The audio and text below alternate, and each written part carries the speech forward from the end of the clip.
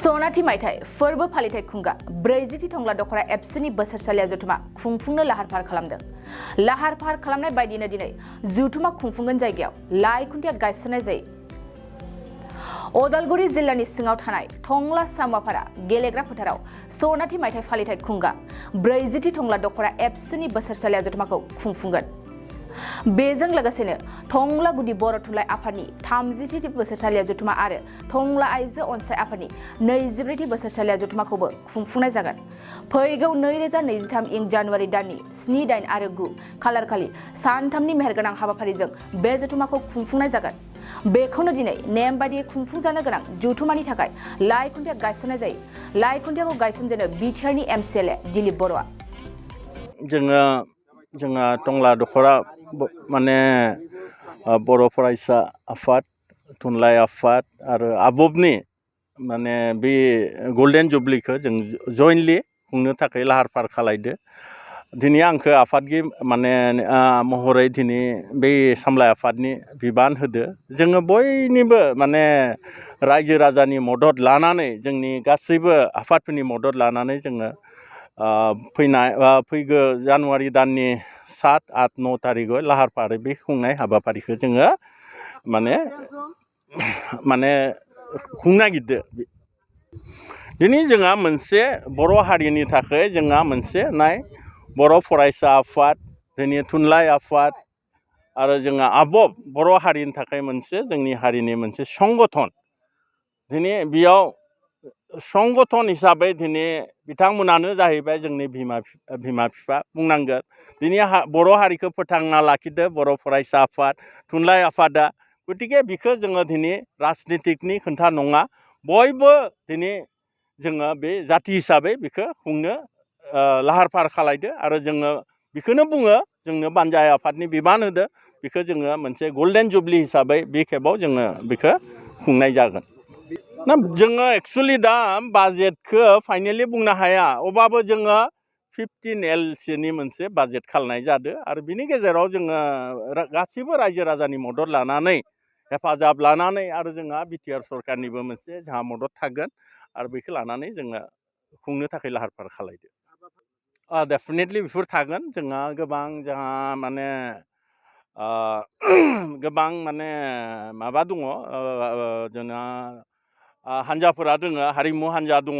जोंहा बे रखमनो जोंहा गोबां गेलेनाय, जेरै फुटबल दोङो, फुटबलाथ' थाया, भलिबल दोङो स्पेसियेलि आरो जोङो गोबां माराथन बेफोरखौ जोङो बे हाबाफारिखौबो लानाय जागोन आरो बेयाव जों मोनसे कम्पिटिसन हिसाबै बेखौ जोङो बेयाव माबानानै जोंनि बादायगिरि बिथांमोनखौबो जोङो बान्था होनाय जागोन। बेयाव एक्जिबिसनखौ जोङो सानदो, दा जोंहा नायनि बाजेटआ जुदि जायोबा जोङो हरखाबै बेखौबो खालायनाय जानो हायो आरो। दा खोन्थाया दोङो, जोंहा एसे बेयाव जायगानिबो एसे समस्या दङ। जोङो बेखौ हरखाबैनो थांखि लानानै बेखौ खुंनोबो हायो आरोखि।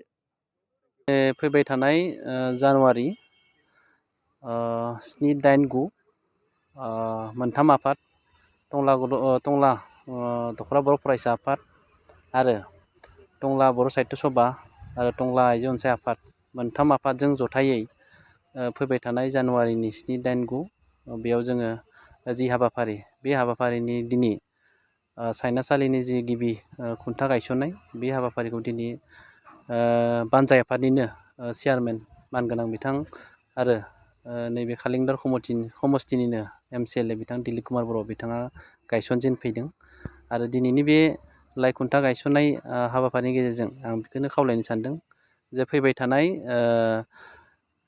एबसुनि जि गल्डेन जुबलि 50 बोसोर जिथु आगान होबाय टंला दखरा बर' फरायसा आफादा आरो बेजों लोगोसे जायगानि जोंहा बर' थुनलाइ आफाद थाबाय आरो आबोब थाबाय, बिथांमोनाबो जि बोसोरसालिया जुथुमा बेखौ जोंजों लाजाफादों आरो बेयाव सानथामनि जि हाबाफारि, बेयाव गावबा गावनि जि डेलिगेट सेसन बेयो जागोन आरो जों हाबाफारि बायदियै दुलाराय बर' फरायसा आफाद एबसुआ निजा बबेया जोङो मोनथामसो हाबाफारिखौ जोङो हाबाफारियाव थिसनदों।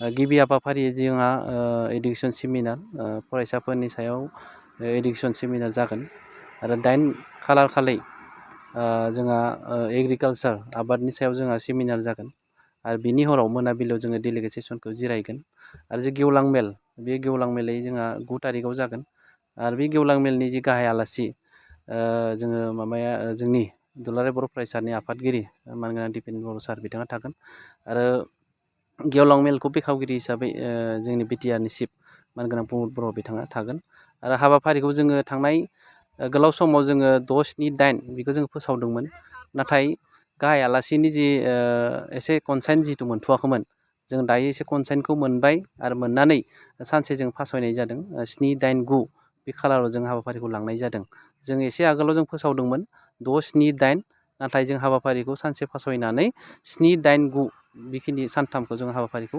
लाखिनाय जादों। नोंथाङा सानाय सुनाय बेरामनि जेंनायाव गोग्लैदों नामा? जुदि नोंथाङा सानाय सुनाय दंब्ला जिंगासिनांगौ गैया।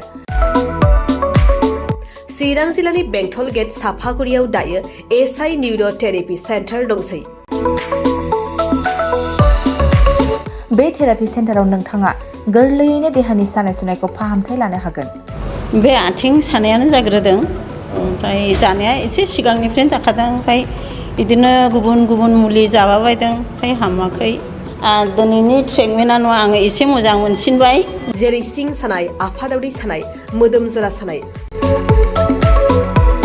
आइजोफोरनि जेंना, खर' सानाय बायदि बेरामखौ फाहामनाय जायो।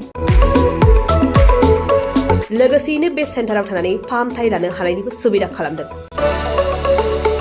नोंथांमोनहा एसआइ निउर' थेरापि सेन्टाराव फाहामथाय लानो गोसो दंब्ला नैबे मबाइल नम्बर 7620160459 नङाब्ला 9476977956 आव थोंजों सुलाद लानो हागोन।